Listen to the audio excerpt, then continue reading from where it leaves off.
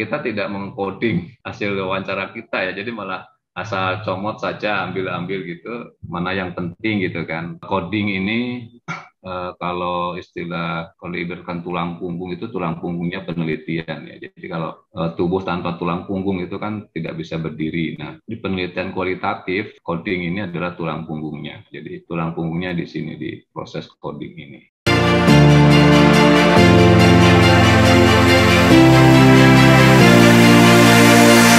Data, kode, dan coding itu apa? Jadi data itu sebuah kata yang menggambarkan informasi yang valid ya, yang dapat membantu seorang peneliti menjawab pertanyaan penelitiannya. Jadi kalau suatu kalimat atau kata tidak berhubungan dengan penelitian kita, ya itu bukan bukan termasuk data ya. Jadi ya informasi saja gitu. Nah, terus bisa berupa apa saja? Nah, bisa transkrip wawancara ya, catatan lapangan, observasi ya, jurnal, dokumen, literatur, artefak, foto, video, ya, situs web, korespondensi email, dan lain sebagainya. Jadi terus kode itu apa ya? Jadi kode itu sebuah kata, frase ya, frase pendek yang secara simbolis memberikan atribut penting, menangkap esensi atau menggugah makna untuk sebuah bagian data yang berbasis bahasa atau visual. Jadi dari kalimat itu misalkan kita ringkas jadi satu kata atau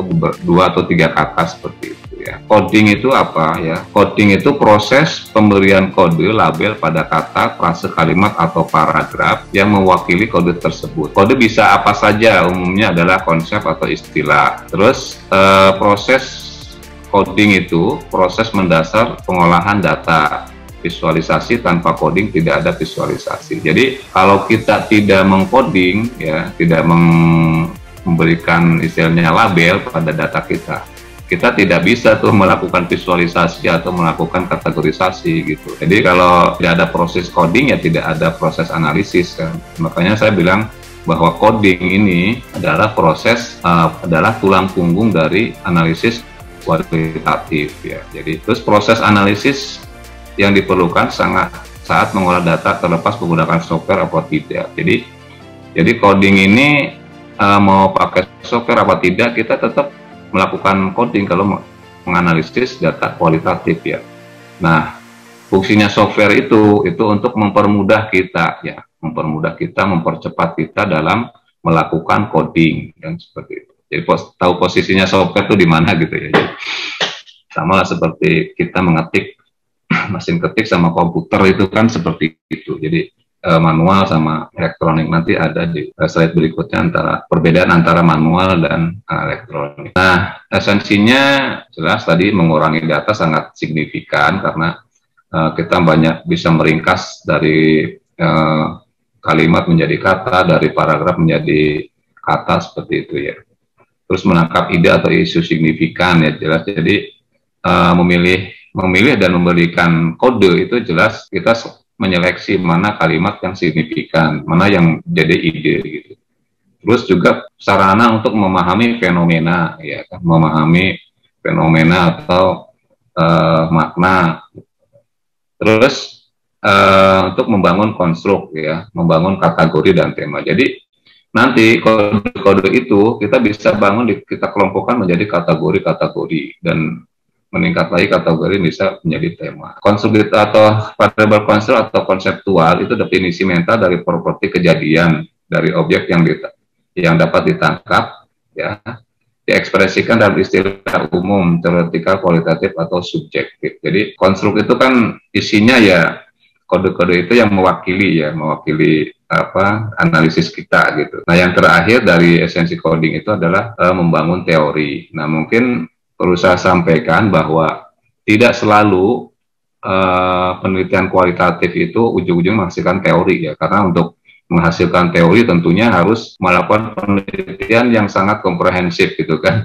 Nah, mungkin dalam kita itu membangun konstruk ini ya, konstruk ini yang banyak. Jadi nanti sampai ke tema-tema saja. Untuk membangun teori itu ya sangat panjang ya, karena membutuhkan istilahnya penelitian yang ya nanti dengan teori yang sudah ada kan seperti itu. Harus banyak referensinya seperti itu ya. Habermas itu dulu sebelum bekerja sama dengan Saldanha itu, jadi ini ada terpisah sebenarnya kan ya. Jadi Saldanha itu dulu punya buku tentang coding manual seperti itu. Dia tuh backgroundnya orang drama ya, orang drama kan jelas dia penelitiannya tentang apa istilahnya sikap gitu kan, pertunjukan. Nah, pertunjukan itu kan analisisnya kan harus apa bahasanya harus banyak gitu kan, kaya gitu.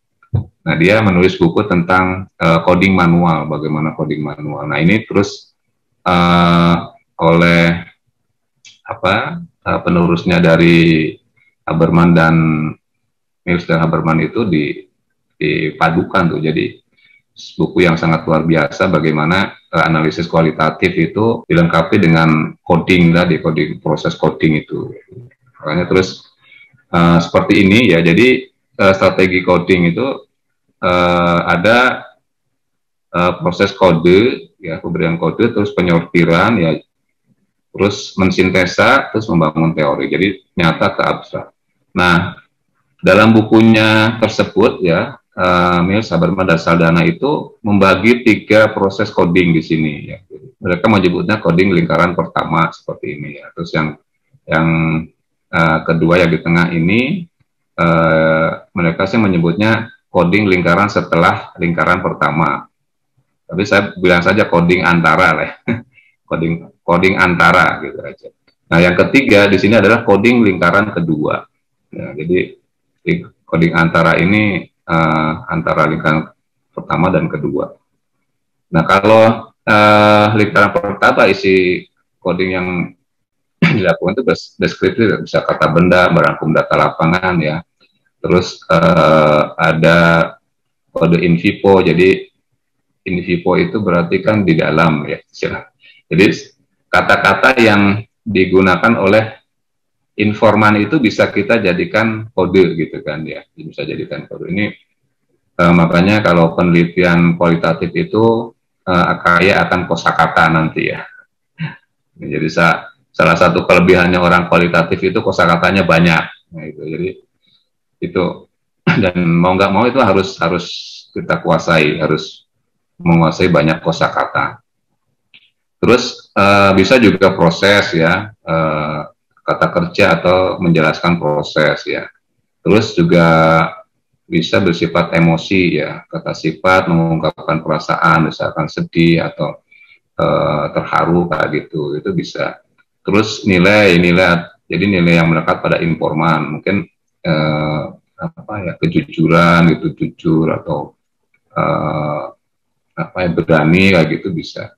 Terus kalau kode antara ya menghasilkan berdasarkan pada hubungan antar kode. Jadi nanti sudah pada level menghubungkan ya. Jadi hubungannya apa gitu kan antar kode, misalkan sebab, penyebab, atau mendukung, atau kontradiksi gitu kan, atau support atau mendukung ya, bisa atau menguatkan juga. Terus makna pokok lintas kode juga ada. Jadi antara 2 kode ini makna pokoknya apa gitu bisa. Terus kalau lingkaran yang kedua itu adalah mulai ke generalisasi. Ini kan sudah membangun teori ya. Jadi sudah ke tema ya, penjelasan sebab akibatnya, penjelasannya, terus hubungannya, konstruk teoritis. Itu untuk strategi coding. Selanjutnya, nah ini coding manual dan elektronik ya. Coding manual alatnya ya hanya kertas, pensil, kartu, catatan, transkrip, dan dokumen ya. Saya melihat apa ya, mungkin pengalaman juga bahwa karena kita tidak tahu tentang coding ini, biasanya kita tidak mengcoding hasil wawancara kita ya. Jadi malah asal comot saja, ambil gitu, mana yang penting gitu kan. Jadi berdasarkan jadi seperti narasi gitu ya. Jadi kita tidak ada proses membangun konstruk dulu ya gitu. Nah, ini yang mungkin kurang tepatnya di sini sebenarnya. Nah, kalau coding elektronik ya alatnya ya CECDAS ini ya, komputer aided qualitative data analysis software. seperti NVivo, Atlas TI, dan Plasana dan Mazda.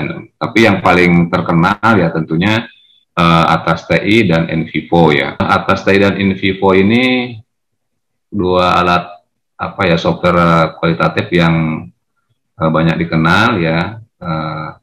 Saya baca jurnal itu untuk perbedaan yang membandingkan antara NVivo dan Atlas itu, kalau Atlas, jadi mungkin ringkasnya saja. Kalau Atlas itu lebih sederhana ya, mudah untuk pemula mungkin ya, untuk pemula itu lebih mudah dioperasikan, lebih mudah dipahami. Nah, terus kalau NVivo itu sangat kompleks ya, sangat kompleks, sangat kompleks. Tentunya dengan kompleksnya itu dia lebih istilahnya lebih lengkap tentunya ya. Terus mungkin di samping kemudahan untuk kalau Atlas ini kan ada versi trialnya itu dan bisa diulang-ulang terus ya. Kalau NVivo ini sangat ketat, 14 hari itu nggak bisa dipakai lagi ya gitu. Nah, terus juga mungkin dari segi harga jelas NVivo ya lebih mahal dibandingkan Atlas TI juga. Terus layanannya juga mungkin kalau Atlas ini banyak di Malaysia itu sudah banyak ininya ya, istilahnya itu tutor-tutor profesionalnya juga di Malaysia. Pasti kalau yang lulusan Malaysia sosial itu sangat familiar dengan Atlas TI. NVivo ini dia di Australia ya, lulusan Australia. Kegunaan ya, kalau coding manual ya mudah digunakan, khususnya ketika data sedikit. Jadi kalau datanya kecil sih kita bisa manual saja, tapi kalau saat ini kan data sangat melimpah ya. Nah, kalau elektronik ini memerlukan pengenalan dengan fungsi-fungsi. Nah, ini pakai elektronik ya kita resikonya ya harus belajar dulu ya, harus belajar. Jadi kalau teman-teman belajar Atlas TI ini, ibaratkan kita belajar MS Word lah ya. Jadi belajar MS Word itu kan sampai saat ini saja mungkin ada beberapa fitur dari MS Word itu kita tidak tahu ya. Kita kan hanya ngetik saja begitu. Nah, untuk misalkan ya komen-komen yang pakai keyboard itu kan kita tidak terlalu ini ya, tidak terlalu menguasai dasar ada mouse gitu. Nah, itu seperti itulah. Jadi nanti kalau memang kebutuhan itu kita bisa pelajari lebih dalam. Sama atas ini harapan kedepannya bisa jadi kebiasaan kita menganalisis data gitu. Atau mungkin merangkum kita menyiapkan inilah materi gitu ya untuk perkuliahan gitu. Kapan digunakan ya, kalau manual ya data sedikit kecil, kalau besar, kalau elektronik ya di saat data besar meliputi video, audio, dan transkrip ya. Pengelolaan mengkonsumsi banyak waktu jelas. Jadi kalau manual itu bisa hilang data yang sudah kita coding itu ya, kita kasih stabilo, kita kasih apa gitu kan, misalkan taruh di meja ya keteling susah lagi nyarinya. Tapi kalau dengan elektronik kita misalkan punya data satu dulu, misalkan dari informan, kita coding gitu kan. Nah itu nanti bisa kita buka lagi gitu kan, kita bisa buka lagi, ada data kita tambahkan lagi gitu. Jadi sangat membantu gitu.